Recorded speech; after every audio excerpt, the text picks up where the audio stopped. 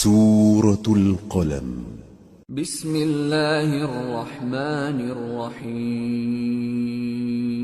شروع اللہ کا نام لے کر جو بڑا مہربان نہایت رحم والا ہے۔ نون، قلم کی اور جو کچھ لکھنے والے لکھتے ہیں اس کی قسم کہ اے پیغمبر صلی اللہ علیہ وآلہ وسلم تم اپنے پروردگار کے فضل سے دیوانے نہیں ہو، اور بے شک تمہارے لیے بے انتہا اجر ہے، اور یقیناً تم اخلاق کے اعلی مرتبے پر ہو۔ سو ان قریب تم بھی دیکھ لو گے اور یہ کافر بھی دیکھ لیں گے کہ تم میں سے کون دیوانہ ہے۔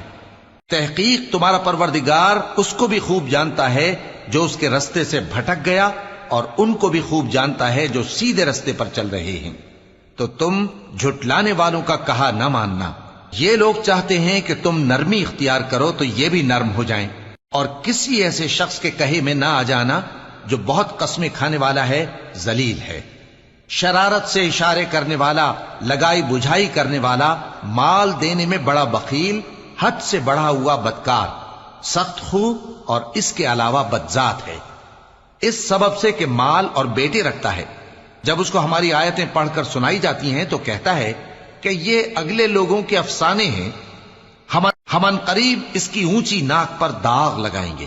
ہم نے ان لوگوں کی اسی طرح آزمائش کی ہے جس طرح باغ والوں کی آزمائش کی تھی، جب انہوں نے قسمیں کھا کھا کر کہا کہ صبح ہوتے ہوتے ہم اس کا میوہ توڑ لیں گے، اور انشاءاللہ نہ کہا۔ سو وہ ابھی سو ہی رہے تھے کہ تمہارے پروردگار کی طرف سے راتوں رات اس پر ایک آفت پھر گئی، تو وہ ایسا ہو گیا جیسے کٹی ہوئی کھیتی۔ پھر جب صبح ہوئی تو وہ لوگ ایک دوسرے کو پکارنے لگے کہ اگر تم کو کاٹنا ہے تو اپنی کھیتی پر سویرے ہی جا پہنچو۔ سو وہ چل پڑے اور آپس میں چپکے چپکے کہتے جاتے تھے کہ آج وہاں تمہارے پاس کوئی فقیر نہ آنے پائے، اور کوشش کے ساتھ سویرے ہی جا پہنچے، گویا پیداوار پر قادر ہیں۔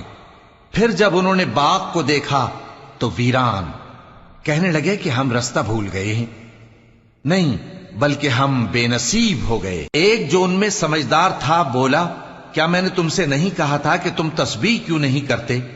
دوسرے کہنے لگے کہ ہمارا پروردگار پاک ہے، بے شک ہم ہی قصوروار تھے۔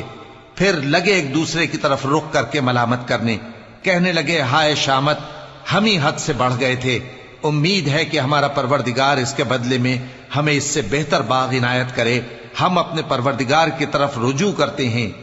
دیکھو عذاب یوں ہوتا ہے، اور آخرت کا عذاب سب سے بڑھ کر ہوگا، کاش یہ لوگ جانتے ہوتے۔ پرہیزگاروں کے لیے ان کے پروردگار کے ہاں نعمت کے باغ ہیں۔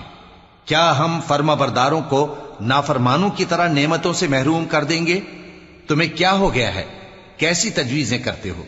کیا تمہارے پاس کوئی کتاب ہے جس میں یہ بات پڑھتے ہو کہ جو چیز تم پسند کرو گے وہ تم کو ضرور ملے گی؟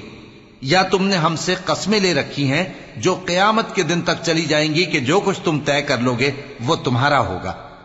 ان سے پوچھو کہ ان میں سے کون اس کا ذمہ لیتا ہے؟ کیا اس قول میں ان کے کچھ شریک ہیں؟ اگر یہ سچے ہیں تو اپنے شریکوں کو لے آئیں۔ جس دن پنڈلی سے کپڑا اٹھا دیا جائے گا اور کفار سجدے کے لیے بلائے جائیں گے، پھر وہ سجدہ نہ کر سکیں گے، ان کی آنکھیں جھکی ہوئی ہوں گی اور ان پر ذلت چھا رہی ہوگی، حالانکہ پہلے اس وقت سجدے کے لیے بلائے جاتے تھے جبکہ وہ صحیح و سالم تھے۔ سو مجھ کو اس کلام کے جھٹلانے والوں سے سمجھ لینے دو، ہم ان کو آہستہ آہستہ ایسے طریق سے پکڑیں گے کہ ان کو خبر بھی نہ ہوگی، اور میں ان کو مہلت دیے جاتا ہوں، میرا داؤں بڑا مضبوط ہے۔ اے نبی، کیا تم ان سے کچھ معاوضہ مانگتے ہو کہ ان پر تاوان کا بوجھ پڑ رہا ہے، یا ان کے پاس غیب کی خبر ہے کہ اسے لکھتے جاتے ہیں؟